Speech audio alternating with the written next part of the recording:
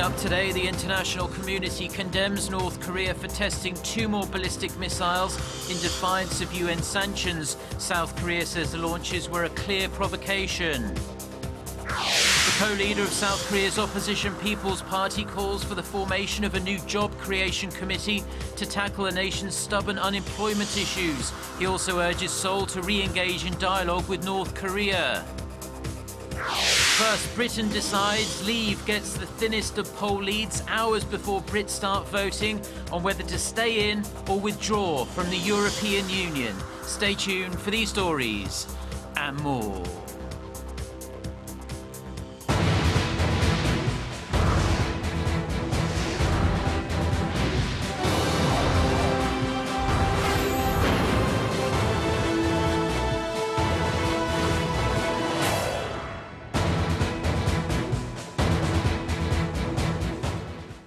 Hello and welcome. It's 6 a.m. on Thursday, June 23rd here in Seoul. I'm Mark Broom and you're tuned in to our early morning edition of Arirang News. We start with the reaction to North Korea's latest provocation. The South Korean government was quick to respond to the North's test firing Wednesday of 2 mid-range ballistic missiles. The National Security Council convened an emergency meeting to assess the situation. President Park Geun-hye warned Pyongyang that its actions will only serve to further isolate it from the rest of the international community. Our Song Ji-sun starts us off. Just a couple of hours after Pyongyang's missile launches, the presidential office of Cheongwade convened a National Security Council meeting chaired by NSC Chief Kim Kwan-jin. The council analyzed Pyongyang's missile capabilities based on the trajectory of the ballistic missiles launched Wednesday and discussed countermeasures both on defense and diplomatic fronts. Later in the afternoon, President Park attended a National Unification Advisory Council meeting as scheduled. Over 500 advisors gathered from the Americas, Japan, and China to discuss the path to peaceful unification of the two Koreas. Park expressed appreciation to those building international support for unification on the Korean peninsula. Although she did not directly cite Wednesday morning's missile launches, Park warned North Korea to refrain from further provocations and to ban its nuclear weapons program. 북한이 이러한 도발을 포기하지 않는 한 세계의 어떤 나라도 북한과 정상적인 관계를 맺지 않을 것이며 어떤 기구도 북한의 도움의 손길을 내밀지 않을 것입니다. 무모한 도발 끝에는 완전한 고립과 자멸이 기다리고 있다는 것을 북한 정권은 자각해야 할 것입니다. Against North Korea's continued provocations, President Park once again stressed the need for national unity towards unification and called on the people to diligently work towards peace and prosperity of the nation. Song Ji-sun, Arirang News. Now, the UN Security Council is set to hold an emergency meeting in the coming hours to address North Korea's latest missile test firings. Officials say the decision to convene the meeting is unusual and reflects the seriousness of the issue, as after past launches this year, the Council just issued a press statement. The French ambassador to the UN denounced the launches as an unacceptable violation of UN resolutions. That's important because France holds the rotating presidency at the Council.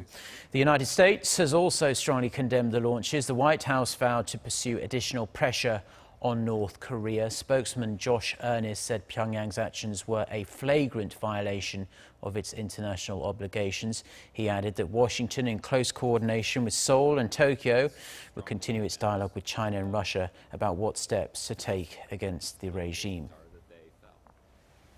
So, as we've just been hearing, South Korea, the US and Japan wasted no time denouncing North Korea for its latest provocation. The issue was also raised at an annual security forum in Beijing, which had a representative from the North in attendance. Kwon Soo-ah reports. Seoul's foreign ministry on Wednesday called North Korea's launches a clear violation of the latest UN Security Council resolution and a threat to peace. South Korea condemns the missile launch and warns that North Korea will face stronger sanctions and pressure from Seoul and the international community. This was echoed by the ministry's vice chief for the six-party talks, Kim Gun, the U.S. Special Representative for North Korea Policy, Sung Kim, and Japan's chief six-party talks envoy, Kenji Kanasugi, during security talks in Beijing, and in presence of North Korea's Deputy Director for North American Affairs, Choi Sun-hee. According to diplomatic sources in China, Kim denounced the North's missile launches and called on North Korea to denuclearize immediately, while also stressing the importance of implementing the latest UN Security Council sanctions on the regime. On that criticism, Choi was quoted as having said the six-party talks are dead, diminishing hopes of North Korea changing its stance regarding its nuclear development program. The annual Northeast Asia Cooperation Dialogue Forum is dubbed the Mini Six-Party Talks, as officials and scholars of all six members of negotiations aimed at denuclearizing North Korea, namely South Korea, the U.S., China, Japan, Russia, and North Korea, participate. Meanwhile, the U.S. State Department has condemned Pyongyang's provocations, and Japan's Prime Minister Abe called the launches unforgivable. China's foreign ministry, however, called on the relevant countries to not take any action that could escalate tensions on the Korean peninsula, calling the situation, quote, very complex and sensitive.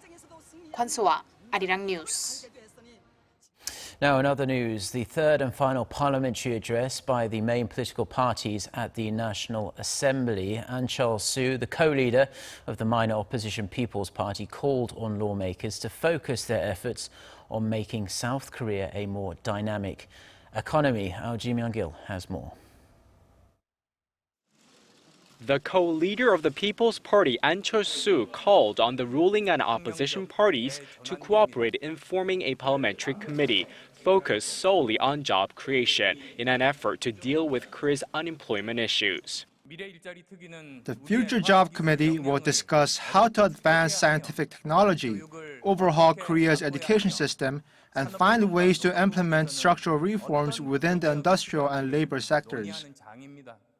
And also said that in order to reinvigorate Korea's sputtering economy, the Assembly has to devise measures to ensure that hefty corporate cash reserves can flow back into the economy, either through investment, dividends, or salaries. He said with more disposable income, households would increase their spending and consumption, giving the economy a much-needed boost. North Korea also took up a big chunk of Ahn's parliamentary address, and he urged the government to take a more dovish stance on inter-Korean relations. There have been no cases of a regime collapsing through external pressure or sanctions, so dialogue and cooperation are essential to achieving a peaceful reunification. At the end of sanctions stands the negotiating table. On top of that, he suggested South Korea offer to remove sanctions if North Korea can prove that it has changed course away from provocations and aggression. To that end, Ahn called on the South Korean government to lay the groundwork for future economic and cultural exchanges with North Korea once the tensions between the two Koreas dissipate. Ji Myung-gil, Arirang News. Now, polling stations across the United Kingdom will open in just under 9 hours from now for the British public to decide whether the country should remain inside or leave the European Union. British political leaders of both sides of the debate have been making last-ditch appeals to voters. Leader of the Remain campaign, Prime Minister David Cameron, slammed claims that a Brexit would take back control for the UK. He called it an illusion. Boris Johnson, leader of the Leave campaign, said Britain was on the verge of something extraordinary. Polls suggest the result could still go either way. Pollster TNS found Leave 2 points ahead of Remain in a poll published Wednesday evening, but it said turnout would be critical to determining the result. The head of the European Commission, Jean-Claude Juncker, has warned Britain that it will not be able to renegotiate the terms of its EU membership, whatever the result of the referendum. Korea's second largest automaker, Kia Motors, has emerged on top of an annual initial quality study of new cars sold in the United States, and this is the first time in 27 years that a non-luxury brand has seized the coveted honor. Kia was first among 33 automakers in the J.D. Power study, moving up from second place a year ago. This year's runners-up was Porsche. Bottom was Daimler's AG Smart Mini Cars, which scored well below next to last Fiat and third to last Volvo. This list was compiled from more than 80,000 surveys from owners of 2016 model year new vehicles.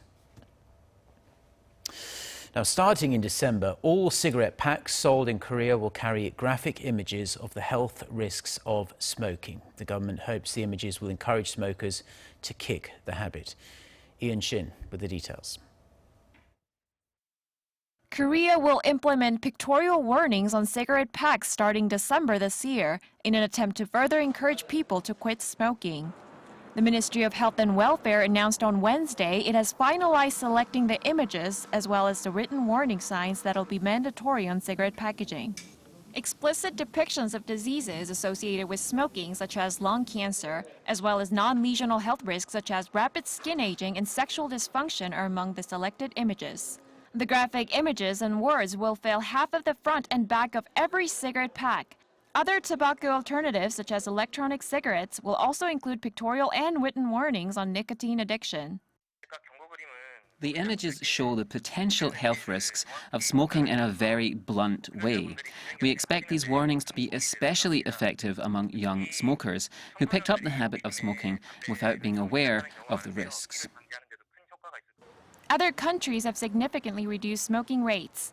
Canada, for instance, the first nation to apply pictorial warnings on cigarette packs back in 2001, has seen a decrease in smoking rates of between 12% and 20% from 2000 to 2009.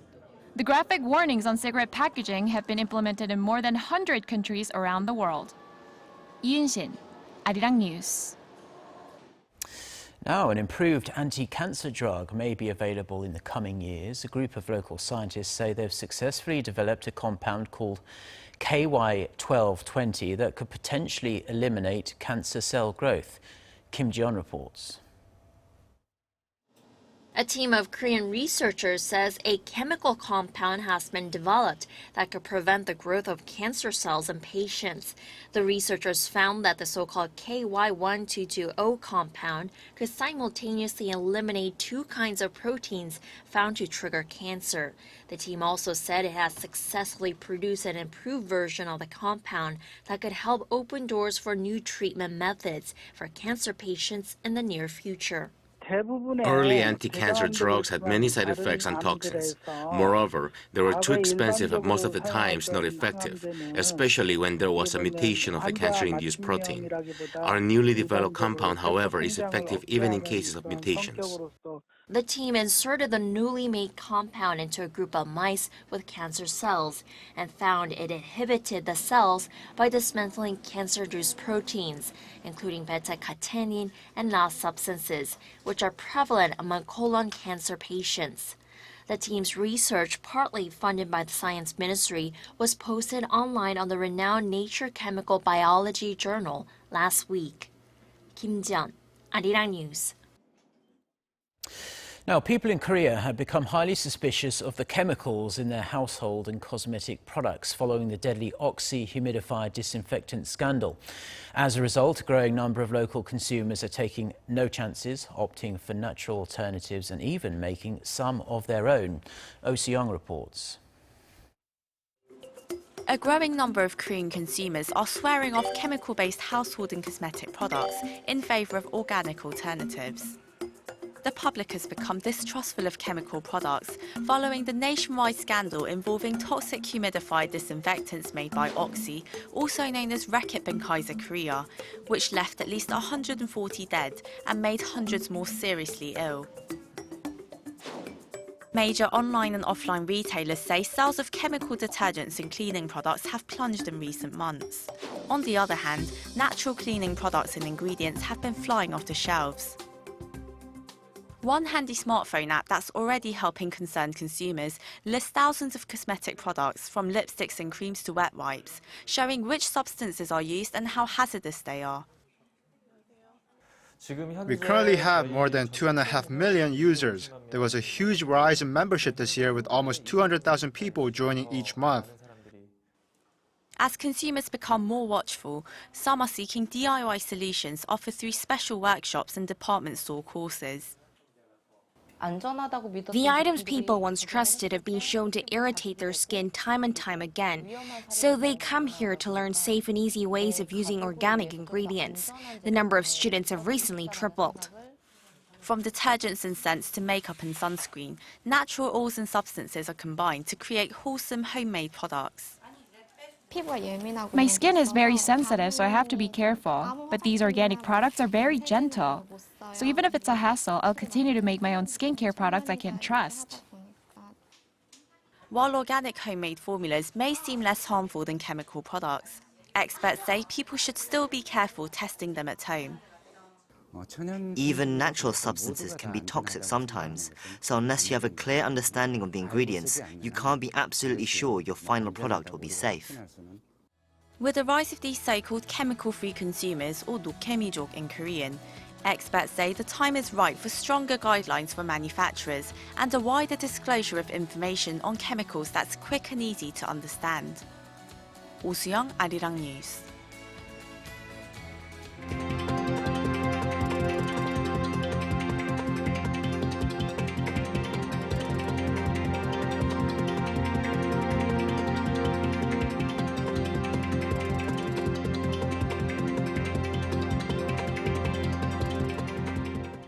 Well, that's all we have for now on this Thursday morning here in Seoul. I'm Mark Broom. Thank you, as always, for tuning in. We'll be back with our next scheduled newscast at 10 a.m. Korea time. So until then, goodbye.